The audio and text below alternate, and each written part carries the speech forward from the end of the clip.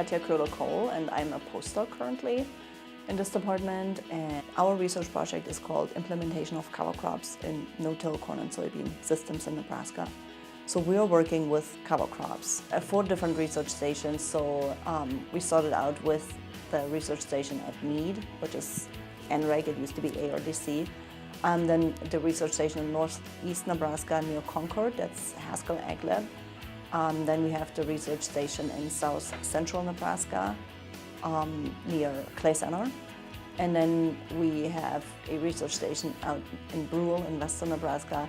So it started in 2014 that was the first year that cover crops were planted into corn and soybeans. But we plant 5 different kinds of cover crops into corn and soybeans at 2 different times in the fall, and then we're looking at the effects of these cover crops on the soybean and corn yields, on the soil moisture content. We're also looking at whether or not they can take up soil nitrate in the spring, and we're looking at soil health parameters. So what we do measure is soil aggregation, aggregate stability, water infiltration, organic carbon, and nitrogen, potassium, phosphorus, NPK. We don't have a lot of results there yet because those soil health components, that usually takes several years.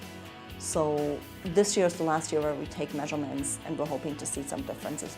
Farmers are very interested in growing cover crops, so we've already been invited to talk to farmers at, for example, the Nebraska Crop Production clinics, and we've had field days, so we invited farmers to come to our research stations.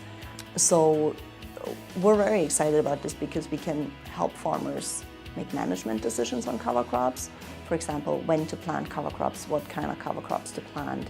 And also, since we have occasionally seen some yield managements, give them the knowledge about that, and then, give them some options as to what they could do to avoid that.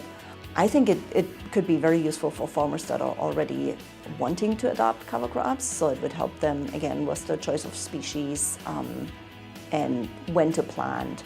We think this is a really hot topic right now. There's lots of farmer interest, lots of research interest in cover crops, so we're very excited to be providing knowledge and participating in research on cover crops, and we're currently proposing to the corn and soybean boards a second grant that builds up on this first grant that we received. So we're hoping to continue our research.